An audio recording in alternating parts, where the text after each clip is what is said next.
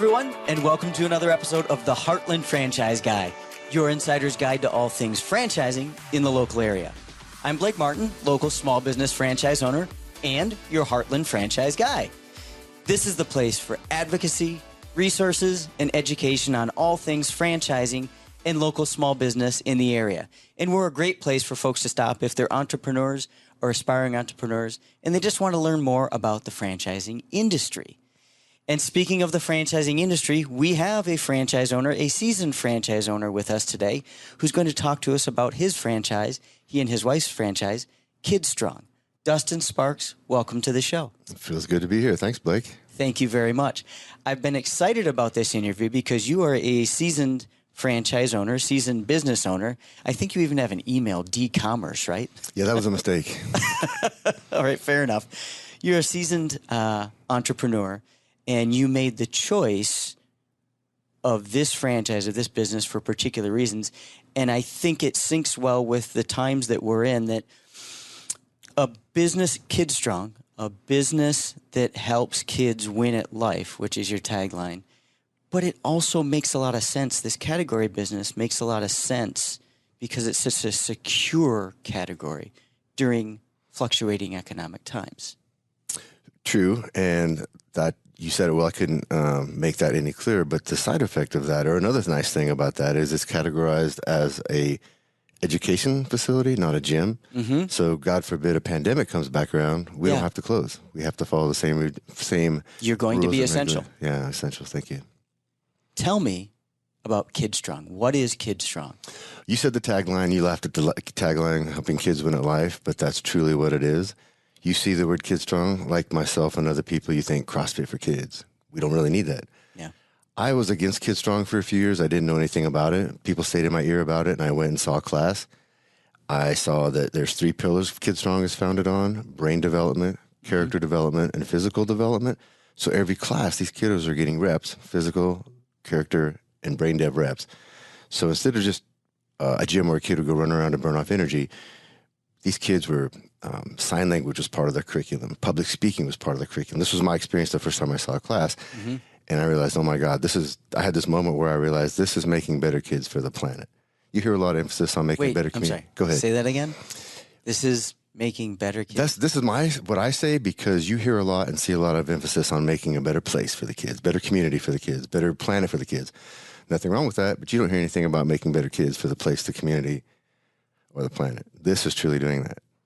It's not a everybody wins an award situation. Like, you have to level up, you have to rank up. There's a little ceremony where kids are recognized as they rank up. Great responsibility, great accountability, great teamwork sort of reps. Parents will always know the kiddos better than us. Mm-hmm. Sometimes they just need an assist. KidStrong is amazingly well at being that science-based assist. And you own the KidStrong here in the Omaha, Nebraska area. Correct. And currently have a location open. Correct. Right? Real quick before I forget, tell us how people get a hold of you if they're interested in learning more about KidStrong, being a customer. Yeah, the easiest way is this brand is very strong at funneling communication, so kidstrong.com. Okay. If you wanted to get a hold of me personally, it's just dustin.sparks@kidstrong.com. Fantastic. Speaking of Dustin Sparks, how did you get here? Tell us a little bit about your background. Yeah, I've been blessed. I've been in the right place at the right time a lot of times. I've had these golden handcuff jobs in the corporate world. I've owned small businesses. Mm-hmm. I had a friend that kind of brought me into franchising. I just saw how it was working out for him, how it was working out for his lifestyle, but more than that, what this was doing for the community. There was something that wasn't there before that was making literally the community better. It was, obvious creating jobs and things like that, but I just had this moment of like, hey, there's something here. Yeah. If you can follow a blueprint, meet deadlines, you might be good at franchising. I was very wrong. Franchising is it's a lot, and for me, it's not for everybody. But for me, the thing I like about it is if you cross paths or utilize somebody like yourself to kind of help de-risk this, so you're not getting into franchising, you don't know what you're getting into, but you use someone like yourself, and you kind of, this is what my tolerance is, this is what my interests are, this is what I have the bandwidth for. So that was my biggest learning point was, what am I bad at? What am I good at? Figured out. Now, this is my third franchise. I said it before, I'll say it again. If you can meet deadlines, hire good people, hire good leaders, and write checks, a lot of checks, you're going to be successful at franchising. Hopefully collecting a whole lot more checks than you're writing. Yeah, and I shouldn't say it that way. That's a nice side effect. But back to the, KidStrong specifically, like this is truly something that Omaha didn't have, Nebraska didn't have. Yeah. And I truly believe I can see it quantifiably through our reviews, through feedback from parents. We're doing what we set out to do. We're making better kids, giving the parents the assist. So the nice thing was it wasn't here, now it is. And there's the awareness of that is going to make the next one better. Do you intend to open up more KidStrongs? I'm contracted to open 2 in Lincoln and 3 in Omaha. Gotcha. And what's that going to look like? What's success going to look like for you guys? That's a good question. I mean, it's not a, once I get here, then I'm happy. Like this team that I have, the community that we have, the parents that we have, like this sounds very cliche, but going to bed, feeling the way I go to bed, waking up, feeling the way I do, reading the reviews. Oh my God, I never thought my kid would be capable of this. Like I'm not responsible for that. My team is, but knowing that this thing is here because, what I helped pull off. Did that make any sense? It makes a lot of sense to me. Yeah. And you're saying your wife, Angela, is your partner in this business venture, right? She is. She's been the reason my last 2 ventures were successful, but she decided that she wanted to be less involved with this one and do her own thing. Let me say it a different way. She was bribed to be part of the last couple, and so this time she said that she wanted to do her own thing. So she's there, and she's actually, helping with KidStrong today, but she's kind of stepped away. She's doing her own thing. So this has been a good experience for me, figuring out what I'm capable of literally on my own. Instead of having my support, my success, crutch the last couple of brands. Does that make sense? Yes, it does. Because it was tough. It was kind of scary when she decided she didn't want to do it. I had to, take a look at things and think, do I really want to do this by myself? Right. Which leads to another question I wanted to ask you. You were very clear on what excited you about what this business delivers, right? Better kids for the planet. But obviously you're experienced in business and entrepreneurship, so it had to pass the Dustin filter on, had to get through the Dustin dust. Oh man, I had a good one there, but it just, I don't know, it just didn't come out right. But there was a filter for, is this a good business model? For somebody like you, because we have plenty of listeners who never started a business yet, they're just starting to think about it. What does somebody like you use as your filter for, here's what I'm going to need to be able to see before I would join this franchise, no matter what service or product it provides? That is a fantastic question. That is a fantastic question, Blake. And it's a different answer now than it would have been 5 years ago or 10 years ago. So I won't make it a long answer and give you each 5 year ago answer. But I will say you can look at a million different metrics. Like it's how fast is this brand profitable? What resources do I need? Who do I know that could help? Like it's a lot of things. Again, back to you. If I knew someone like you existed 5 or 10 years ago, I would have checked a lot of boxes and saved myself a lot of work. So there are those obvious things your CPA will tell you to check, your attorney will tell you to check. Personally, having done 3 brands now, this is my answer. This is not a generalization. Everybody should think this is a great answer. Kind of what I said earlier, how do I, let me say it a different way.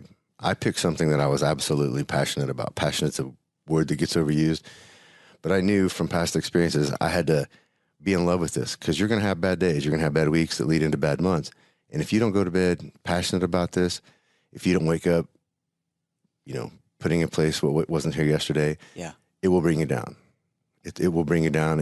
I wouldn't say it's going to crush your soul, but if you aren't in love with this, you aren't going to be able to have conversations with yourself about the bad days and the hard times. So make sure you do something that you believe in or know something about. Is that a very broad answer? Not at all. It's very specific to you. I think everybody might have a little different answer, but I really wanted to hear your flavor on it after having a number of experiences in franchising. And that's why I said it. And that was, again, great question, but that's why I said it. I've had brands where I wasn't, completely aligned with. And then when you have to make some hard decisions, have some hard conversations, you aren't having them as good as you can have with something that you are 100% into. Right. Yeah. I'm with you on that. I'm sure you are, yes. You're the right person to be with me on that. What's the long term for KidStrong nationally?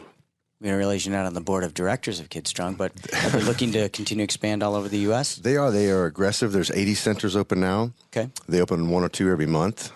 We've got 3 in Canada. We just went international earlier this year, February.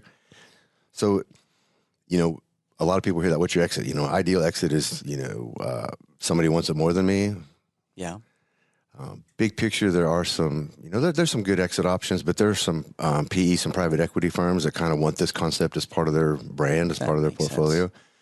So they've kind of entered the picture, and so it's kind of changed. You know, a year ago, what I looked at is the, you know, the big picture, the exit, what I'm trying to do with the numbers is a little different now because they've just kind of changed how they want to be involved, and what that means to everybody's involvement is kind of it's changed everybody's goals, changed the landscape. Yeah. Well, and it sounds like there's some real money coming into it for staying power, and they're seeing that there's staying power to the industry in and of itself. There is, and I feel, you know, I'm guilty. We all have bills, but that's the side effect of this for sure, the money. Again, if you're not loving it, the money's not going to show up at all. It's these kids leveling up, developing things they didn't have. Families, it's called KidStrong, but it could just as easily be called Family Strong. And man, seeing we have almost 500 students with parents, even if they're single parents, that's a lot of families you're helping. And that's, like, that doesn't have dollar signs associated with it. What age range of kids, by the way? Good question. Walking to 11. So if you walk at 3 months, you can be a KidStrong kiddo. That's the core. Yeah. A real sweet spot seems to be like in Omaha, like 5 to 8. Okay. That's not the same in every city, but Omaha's really got a strong community at that age. Got it. So since we're talking about ages, I'm going to spin us right into my last question for you. And that is, Dustin, entrepreneur, husband, KidStrong owner, what do you want your 80-year-old self to say about you? That's a good question, Blake. You should preload that before people come and do a podcast with you. 80-year-old Dustin, first off, if he makes it that long, congratulations, man. I'm on borrowed time as of last summer, I feel like.